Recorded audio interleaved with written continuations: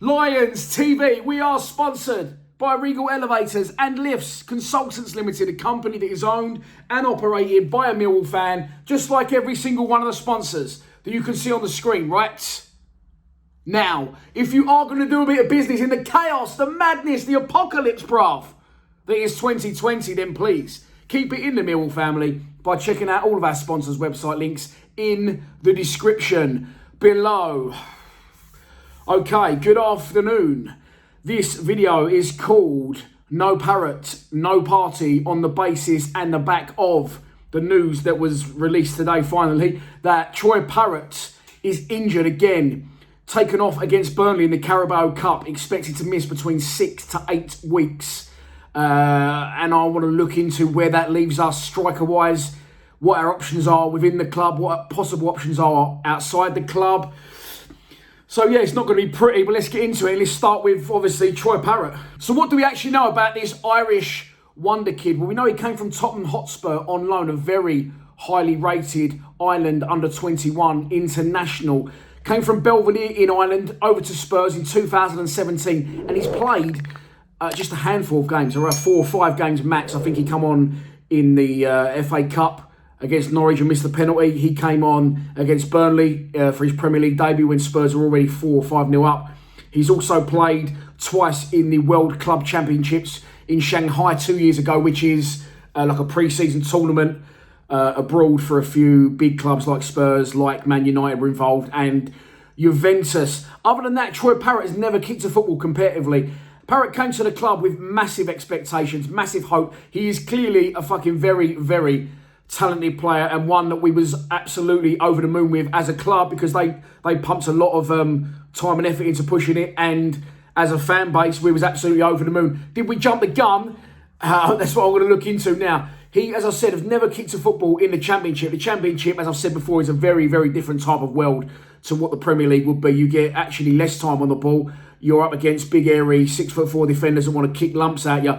And as of yet, you know, he's obtained 2 different injuries, neither of those in the Championship. He started out, he played 2 games for us behind closed doors, 2 friendlies, one at Calmont Road against Bromley and the second away at Southend. He scored in both games. We've seen, obviously, his finish against Southend again, which got, you know, 3 brilliant goals that day. Ryan Leonard scored a great goal, Ben Thompson scored a great goal, and Troy Parrott scored a great goal. When the videos went out of each goal on social media, Parrott's was a very tidy finish, don't get me wrong, but it's probably the lesser of the 3 goals. Thompson's goal got about 10,000 views. Leonard's goal got about 10,000 views, and Troy Parrott's went to about 100,000 views. Listen, that's no one's fault. That's not Parrott's fault. That's not the club's fault. That's not our fault. Our fault as a fan base, wanting him to do well. It is what it is. The hype was real, and it was around Troy Parrott, and that's something he's got to deal with as a young, up-and-coming 18-year-old footballer. He was obviously taken off during that game with what we believe to be a thigh injury, and as a result, he missed the season's openers, games against Stoke, games against Rotherham, and obviously some Carabao Cup matches. We saw him return and start in the Carabao Cup last week when we lost to Premier League Burnley by 2-0. Within about 3 or 4 minutes, I was doing a live stream, and I could see he wasn't travelling right. I could see something was not right with him. And I said that during the live stream. I said, Parrott doesn't look right here. I assumed it was a reoccurrence of the thigh injury, which I believe is fluid on his thigh. I believe that is what the problem is with Parrott. I don't know if I said too much there, but yeah, that's what I believe the problem is with Parrott, is that he keeps getting fluid on his thigh. So I just thought it was a reoccurrence of that. Turns out that after the game, it now comes to light that Parrott has actually taken a kick on his ankle, and as a result, he is now suffering with, I'm not sure if it's pulled, torn, or whatever, but it's a 6 to 8 week at least injury to his ankle ligaments. So where does this leave us with Troy Parrott? I now think that Spurs will have him back. I'm not saying he won't come back, but I believe that as a young talent and a young Spurs player, probably as well, by the way, on about 10 grand a week, I would imagine, in that ballpark figure, without an absolute doubt. They'll take him back now. They want him under their watchful eye, under their physios, under their best interest in what they believe is their physios, their team of physios. So I expect him now to return. 8 to 10 games also means this. He's going to miss till at least December. And when they say 6 to 8 weeks, The problem you've got with that is as well, that's just to come back. Then he's got to get into the 23s, play game time, get fit, get into the first team, come off the bench. So realistically, I don't think you're going to see Troy Parrott play before Christmas for Millwall if he comes back at all from Spurs. I'm not saying he won't. I'm not saying I know anything, but I'm just not sure. It's really meant to be, and it's typical. It's our typical luck. I was going to say it's typical Millwall, but again, it's no one's fault, and only our problem, because Troy Parrott now is injured, and the hype, as I said, was very, very, very real. Was I guilty of that as well? Absolutely. I got sucked in by the hype. And listen, it's not a bad thing. You see a player there, you know, an exciting talent, players we don't usually get. Obviously Harry Kane come from the same direction back, I think, in 2012. So there was an emphasis of that a little bit about it as well. And it seemed like a very, very exciting time for the club. We don't usually get these players. They go elsewhere. But he came to Millwall, allegedly on a recommendation from Jason Malumbi. And it looked like very exciting times at the club. Another reason I think we bought into it and we believed the hype and we really wanted it to be true that he was as good as everyone was saying he was, is because we always struggle to score goals. Predominantly across the board, we've always struggled since we've been back in the Championship to score goals. Obviously the deadly duo of Morrison and Gregory back in the day, we didn't have such problems in League One, but we've never really been a team that scores a lot of goals in the Championships.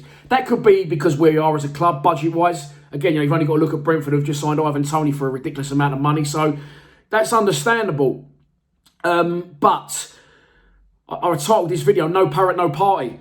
Did we have absolutely too much hopes on Parrott as a fan base? Yes, 1,000,000%. I don't think it was ever going to be a case of, on reflection now, I know it's very easy for me to say this, he's going to come in and score 30 goals. That's the absolute dream. I think that was never the intention and the faults of Jose Mourinho and Spurs. I think they sent him here for some good first team experience. He was going to be a bit part player. I don't think he was ever going to be, on reflection now, say hindsight's a wonderful thing. I don't think it's ever going to be, come in, score 30 goals, go back to Spurs and play in their first team. That's the dream, and I don't think that was ever going to happen. But as I said, listen, you've all been guilty of it. I've been guilty of it, jumping on the bandwagon, jumping on the Troy Parrott hype. But ultimately, we are back to square one where we started. We had 4 strikers last season: Aidan O'Brien, Matt Smith, John Danny Bavarsson, and Tom Bradshaw, and now we're down to 3 because Parrott, in effect, was Aidan O'Brien's replacement, and now he is out of contention, gone back to Spurs, and I don't think you'll see him return or play for Millwall again till at least Christmas. So yeah, that's my thoughts on the Troy Parrott incident. I just think that, it's not fair.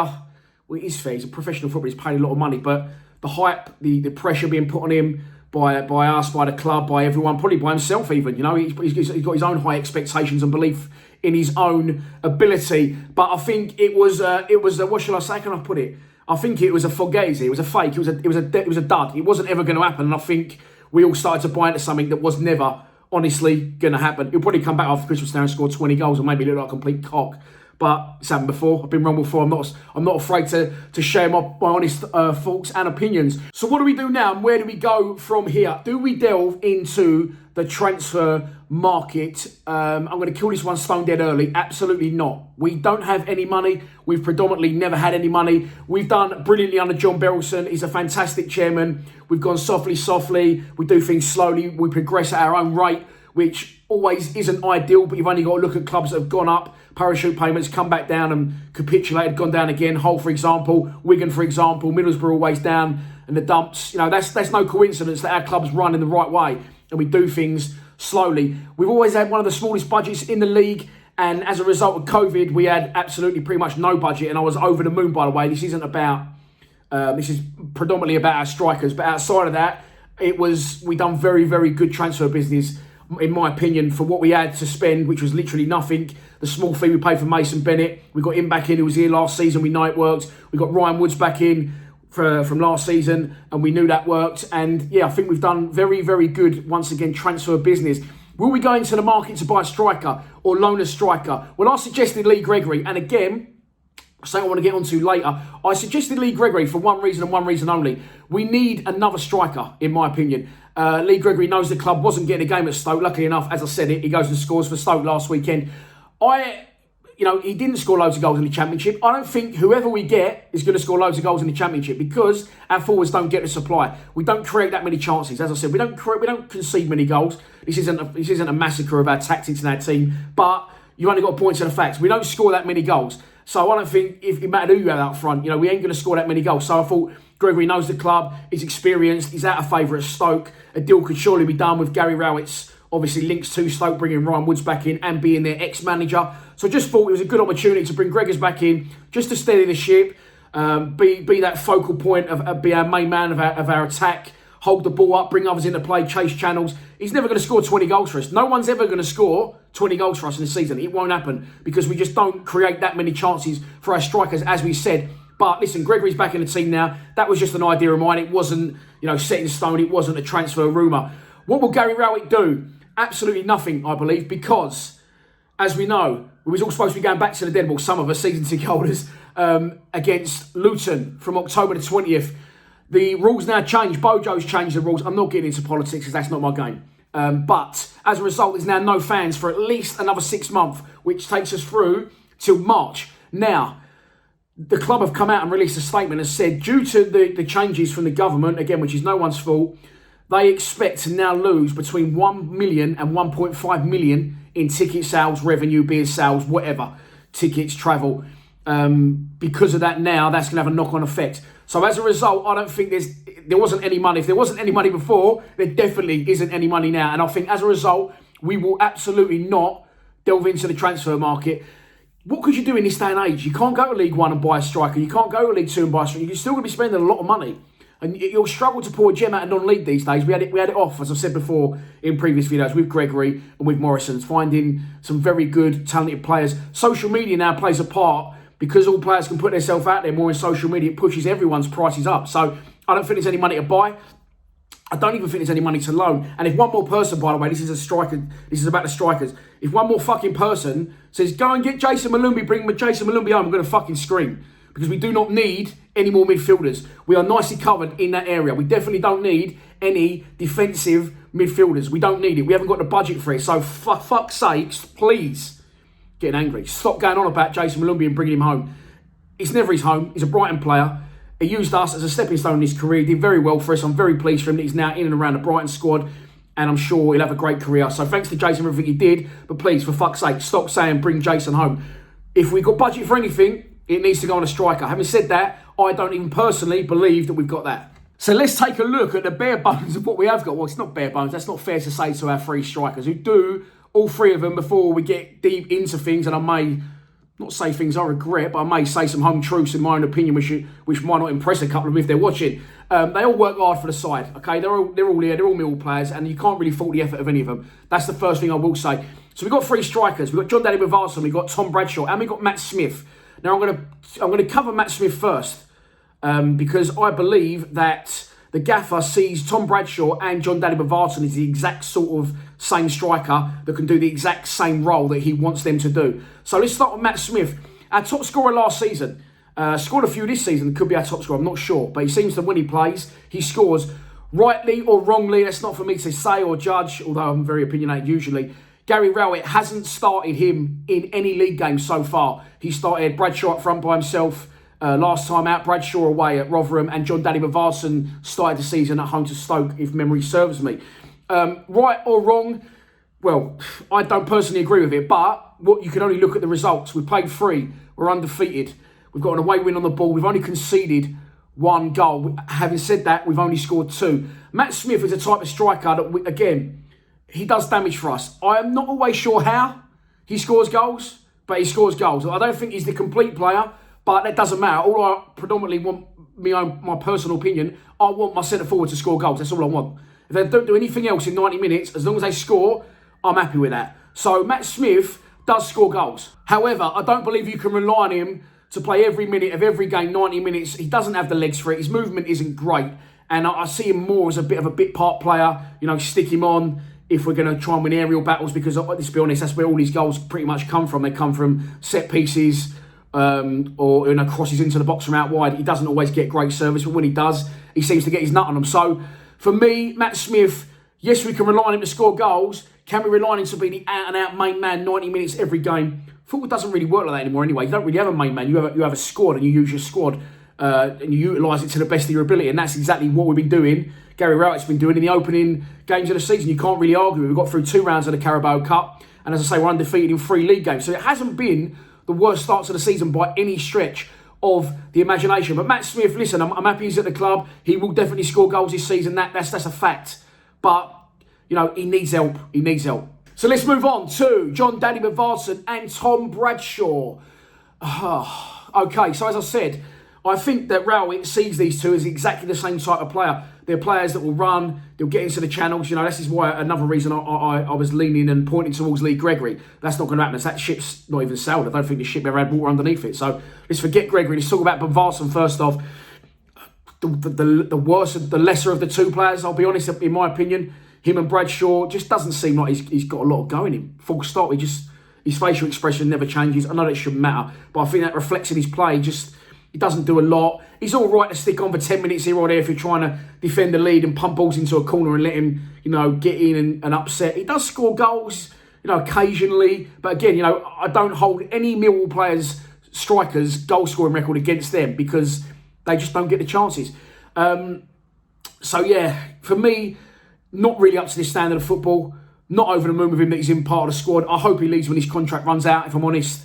I think he probably will. If he gets another contract, I'll be very surprised at Gary Rowett's judgment on that one. So he is what he is, and in my opinion, he should probably be out the three, the last choice. I'm going to bring someone else into play later, and then you'll understand why I think Bavarsson should be fourth choice. But yeah, not for me, the daddy. I'm sorry. We're not going to win a lot of games and score many goals with him up front in the Championship, in my opinion. Let's move on to Tom Bradshaw. That's a difficult one. Now, I've defended Bradshaw to the hilt, and I will continue to defend Tom Bradshaw. I know he missed a glaring opportunity away at at home to Brentford last weekend. I believe as well, you know, the players believe in him. Jeb Wallace come out in the week and said, you know, he just needs one to go in off his arse or off his knee or off his head, and he'll be off and running again. And I always point back to this. He scored 8 goals in 8 games under Neil Harris, or 7 in 7. Okay, that's under a Neil Harris reign. He didn't have loads of game time straight away under Rowett, and he has to do a different type of role. He can't be that poacher in the box that gets opportunities and scores goals, which he did do under Harris, which I'll point back to again. But rightly or wrongly, for whichever reason, since Tom Bradshaw has left, since Neil Harris has left the club, Tom Bradshaw hasn't scored any goals under Gary Rowett. Then that is a fact. You can't argue with that. I do, however, appreciate his hard work. I love the way he runs the channels. I love the way that he's running off the ball. Although he may not always get the ball, will bring other people into play. However, he doesn't score goals. He's got a first touch like a trampoline, you know. And again, it's not really his fault because he's getting balls drilled at him up here. And the player I'm going to get onto lastly, which you may have already guessed who it's going to be, does deal with this well at the level that he's currently playing at. He gets balls drilled into him here, bouncing off him, they're going everywhere because it's not his game. And I genuinely, honestly believe if you would have put Tom Bradshaw up front last season in Leeds' team, I reckon he'd have scored 20, 25 goals because he would have had an absolute hatful of chances.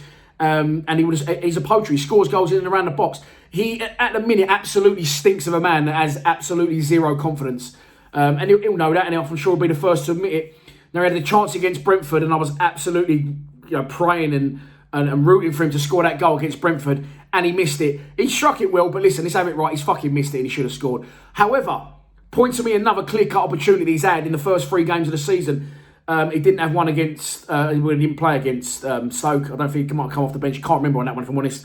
Rotherham, he started the game, worked tirelessly, worked hard, run, and I know, contradicting myself slightly because what I've said is, all I want my centre forwards to do is score goals.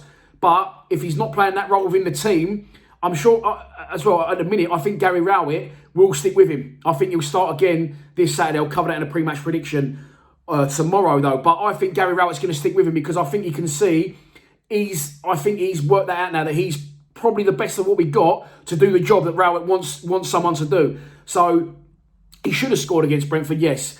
Other than that, that's his, if he has 3 clear-cut chances against Brentford, as Gregory sometimes used to get against teams, and not take any, then I'm asking questions. In my eyes, in the 2 league games he started, Tom Bradshaw, he's had 1 clear-cut chance. Yes, he should have scored it, and to be honest, if it was Bavarsson missed it, I'll probably be doing my nut. But I've got a little bit more tolerance with Bradshaw. There you go. That's just my honest opinion. I've got it with Bradshaw because I think there's a better player in there, and I think he's proven that he has scored goals for this club. If he can do it under Gary Rowett again, the mind boggles. So, no Parrott, no party. Troy Parrott is injured. We have 3 strikers. Boris Johnson's fucked us over. We have no money to spend. What shall we do? Is there any other options, I hear you ask, at the club? I think we all know there all is. And of course, I'm talking about George Alexander. I want to be careful what I say here because, you know, George is a Millwall fan. He is one of our own. He scored goals, by the way. I'm not sure of the exact record.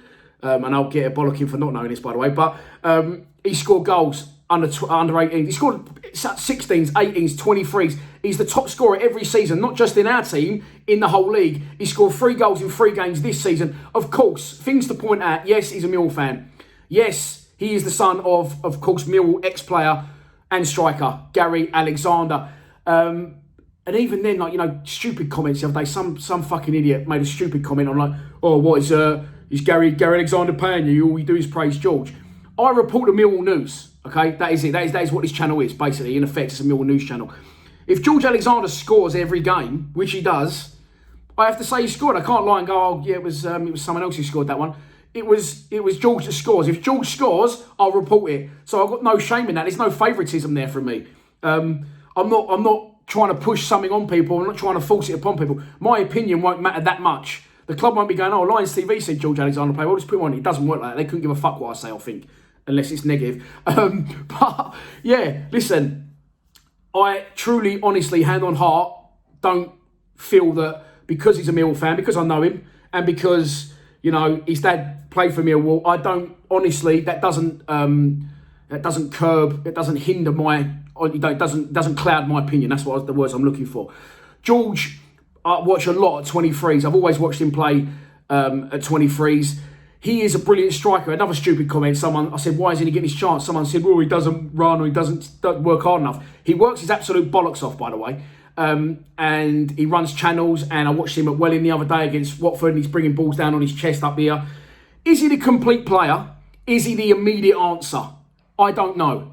I'm not saying he is, and I'm not saying he isn't. It's likely that he's going to come into the champ. If we put him in tomorrow, it's going to take him time to settle. I'm not saying he's the immediate answer, but at the minute, even without the financial constraints, I think he is the answer. I thought he's the answer for a long time. I would rather have George on the bench than John Daddy Bavarsson. For the reason being, there are different points in their career. Bavarsson's only going lower after this. George is on the way up. He scores goals at every level.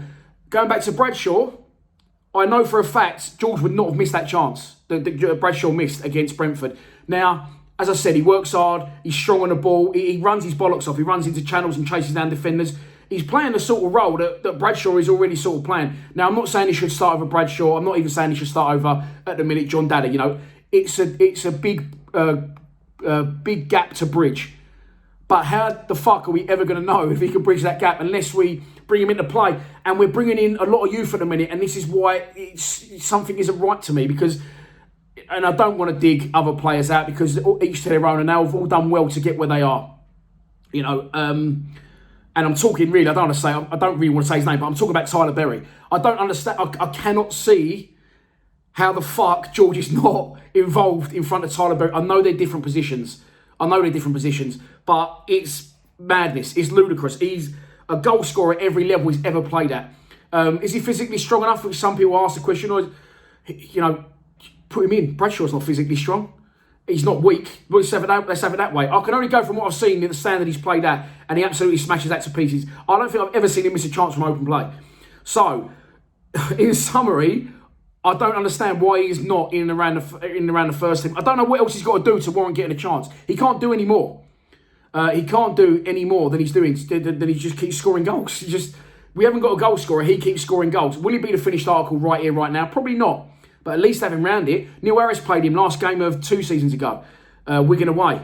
He, of course, made his debut the same day as Billy Mitchell. Billy's a different animal. Billy's, you know, he's a fucking established first team player now. But George has been left behind since then through no fault of his own, because he's still been doing the same things now that he was doing then. So, for me, in the current climate, you know, he absolutely has to be a part of it. And even when Parrott was here, you know, it's a bit of a strange one, because, as I said, George has actually scored more goals than Parrott at youth level. But, you know, when Parrott was here, I'm not saying, oh, take Parrott over George. Oh, I only bring George in because Parrott's injured. I'm not saying, oh, fuck Parrott, have George. I'm saying, why not have both of them? You know, they can learn off each other. They're both similar, the same age, I think. I don't think it's about a month or 2 apart. So, they're both the similar age. They're both good young talents. Parrott's now gone back. It's an ideal opportunity, by the way, and George is probably like 1/10 of his wages. So, it's a brilliant ideal opportunity. I don't know who's paying the wages, by the way, whether that's Spurs or whether that's Mill. That's not for me to delve into or predict. But George Alexander, he's there, he's hungry, he scores goals. Bring him in now, because even if he isn't ready now, the rest of this season around it, making the occasional appearance as sub, it's just going to hold him in good stead for the future and progress one of our own talents. And if he has it off, he scores goals, brilliant. He becomes a Mill legend. Even better than that, well, not even better than that, but a side step of that is he scores loads of goals and we sell him and we get some money back, you know, a good, decent bit of money back for a talent which we've nurtured, and it looks good on the club again. It's what the fans want to see. But regardless of whether, you know, I don't want to get into he's one of our own, his dad played for Mill, I'm not interested in that. He warrants it. He should be in and around it purely on players that have got a chance before him that are not at his level, that are around it, and the sheer amount of goals he scored for the club. It has to be recognised. Something has to give it, and if it's not recognised, then one comment which I did see, which I did like, someone said if you're not interested in helping him develop, then just let him go at least, because it's just, I can't understand it. He can't do any more. The boy, he can't do any more than score goals that he's scoring at this level. That's gone on a bit, but listen, that is my opinions on no Parrott, no party. It's been a long one, I'm sorry, but there was a lot I wanted to get off my chest there, and if you stayed to the end, well done, thanks for watching. But what do? I think it just points to George. It has to. You have to bring him into the first team fold. We need 4 senior strikers. He's a young Mill talent to score goals. Get him in, nurture him, have him in and around the first team, because we've got zero budget. I still think that would have been the answer anyway. But even now there's no budget. It absolutely points to that 100% in my opinion. So we'll probably score no goals now. So no, actually, no, my luck, we'll probably fucking go and score 5 now at Swansea on Saturday. But that's another video for another day, a pre-match prediction, which will be out tomorrow. I hope you've enjoyed this more in-depth, extensive video on our strikers. I've got a little bit passionate about it, but that's because I love our fucking football club. I'll see you tomorrow for a pre-match prediction. Please subscribe to Lions TV. Come on, you Lions.